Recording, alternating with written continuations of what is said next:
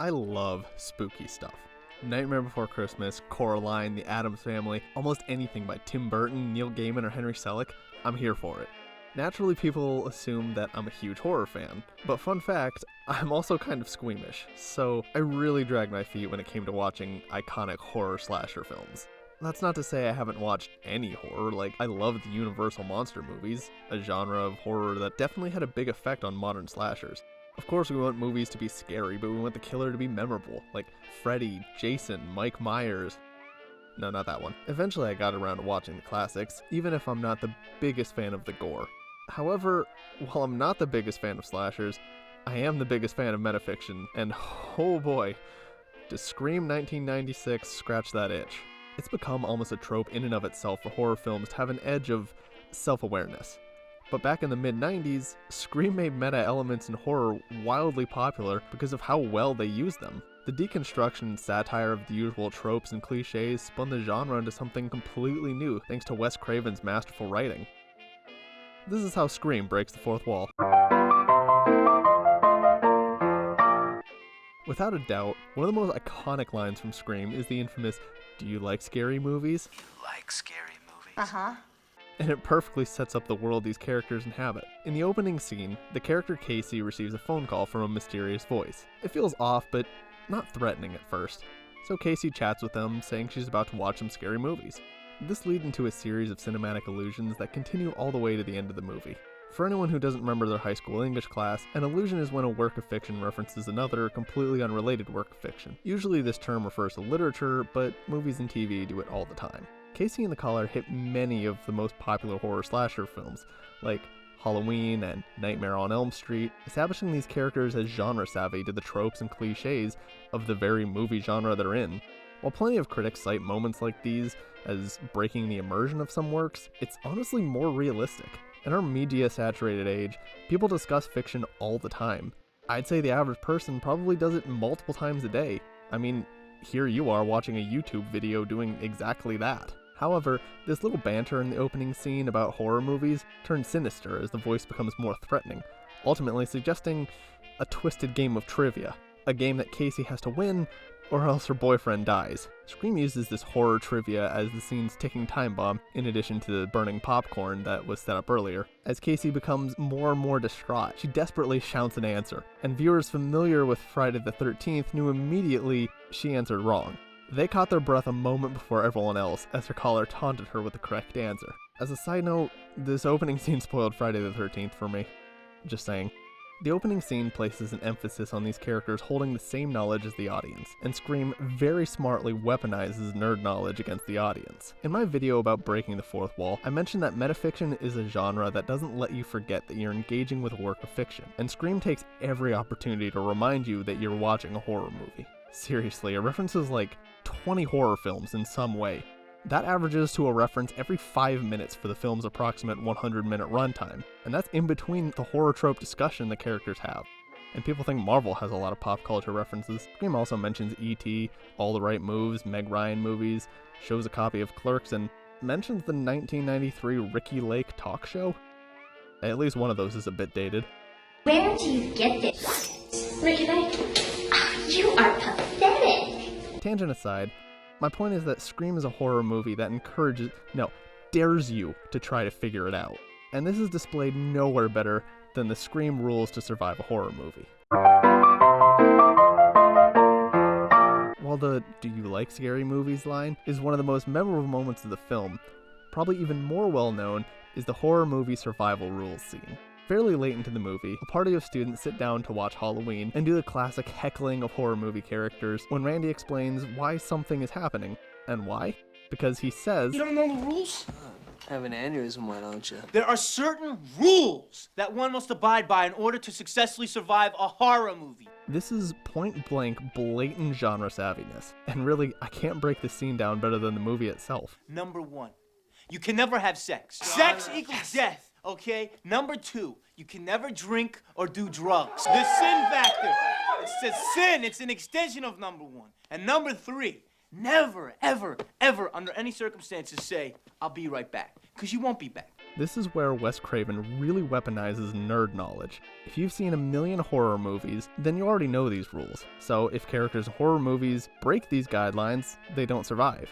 Aha, you think, but since Scream points it out, that means the opposite will happen. And you sit back smugly thinking you've cracked the case. But that's exactly when the movie swings back with another hit from left field. Or stab from left field. For these three main rules, at least two characters break each. According to the logic you think you cracked, they should all end up dead. However, Craven rather brilliantly plays some horror tropes completely straight in some scenes, while completely subverting them in others. For example, Sidney Prescott is absolutely a last girl survivor. It's not subverted by having her die or anything. However, in the same character though, she breaks the very first rule laid out by Randy, and she engages in some horizontal refreshment. What the hell kind of slang is that? Anyway, this cliche is subverted because, well, again, she survives in spite of breaking that rule. It takes two to tango though, and the other person who engaged in the dance with no pants, Billy, ended up being very dead by the end. And you can see exactly who Wes Craven did and didn't subvert the horror movie tropes with.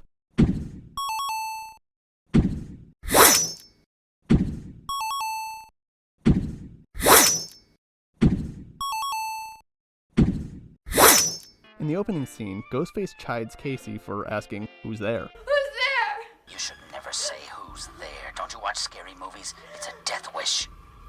You might as well just come out here to investigate a strange noise or something. And Casey dies. Meanwhile, Sidney mimics this later on, breaking the same rule without suffering the same fate. Someone there? Sidney complained about characters who run upstairs instead of out the front door, only to survive making the exact same mistake. That last example isn't so neat and tidy, but the idea is there about Wes Craven leaving you in a state of feeling betrayed by your own knowledge. The moment you thought you figured things out was the moment you were blindsided again. And this even extends to the iconography of the film. You will never, ever, ever confuse one slasher horror villain for another. No one even remotely familiar with the cinematic landscape will look at this character and say, "Oh yes, that's Jason." Or look at this guy and go, "But of course that's Hannibal Lecter." And why? Because these characters are made not just to be scary, but to be marketable. Five Nights at Freddy's. They're not going to have a serial killer villain be just some guy. God forbid we end up like Psycho and only get one film out of this. Actually. Wait, there's how many? 6? And a 5-season TV show?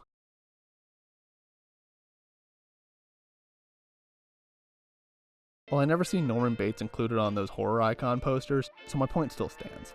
A normal looking guy is far less marketable than a scary killer in a mask. Who wants to dress as Guy in a polo for Halloween when you could be Jason Voorhees? In order to really carry a franchise, these characters need a gimmick. And that's what makes Ghostface so great. They don't try to hide the fact that Ghostface is literally dressed in a cheap Halloween costume. Sell this costume every 5 and dime in the state. And why? Because horror movie villains need a look. But realistically, trying to find some supernatural burned dream skin is a tall order. How could they capture the feel of an iconic horror villain? Hey look, the old Blockbuster building was taken over by Spirit Halloween. We can afford that, right, Billy?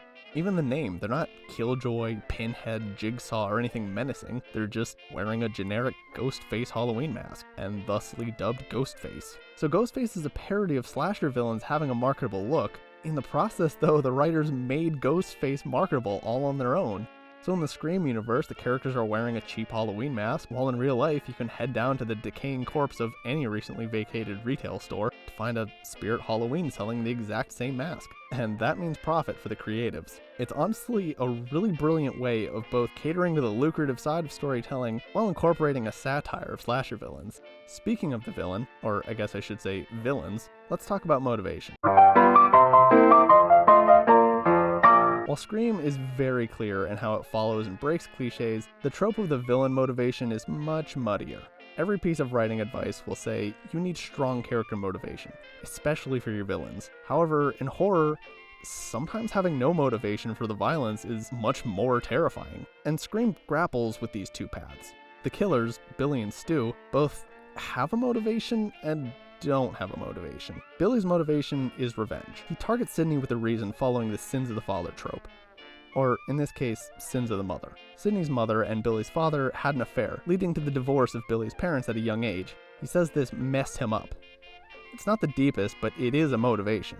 Stu, in the meantime, became a killer because, well... What's your motive? Billy's got one, the police are on their way. What are you gonna tell them? Peer pressure. I'm far too sensitive. Saying that Scream supports villain motivation unravels upon close scrutiny. Why were Tatum and Randy targeted? They weren't exactly in the way of their plans, were they just caught in the unfortunate crossfire like Kenny? Maybe. But you can't say Scream totally condemns villain motivation because otherwise they would have skipped Billy's connection to Sidney entirely. I kinda just have to call this one inconclusive.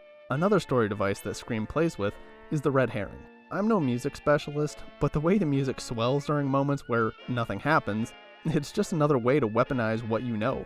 Crescendos means something is gonna happen. A sharp sound means that the killer is nearby. Long handheld shots down a corridor means something's gonna jump out. Meanwhile, suspects pop in and out of your mind as the movie drops false hints. One minute you think Randy's the killer, while the next you suspect the principal. Hey, weren't those shoes this policeman is wearing the same ones in the bathroom? Why did the music swell over Dewey? It all comes back to weaponizing what you think you know. We're creatures of habit. We find comfort in knowing what's going to happen, knowing patterns, and Scream tears that away from us through the use of meta elements. It's why it's such an effective horror film for those familiar with the genre and those who aren't.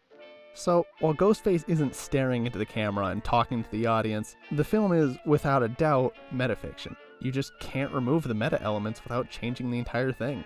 While I might rely on friends to tell me when to close my sweet innocent eyes from the gore, I can absolutely appreciate the movie from a storytelling perspective. Thanks for tuning in, and until next time, keep on writing. Thank you, ladies and gentlemen, for listening into today's broadcast. Don't forget to like, comment, subscribe, and ring that bell to never miss another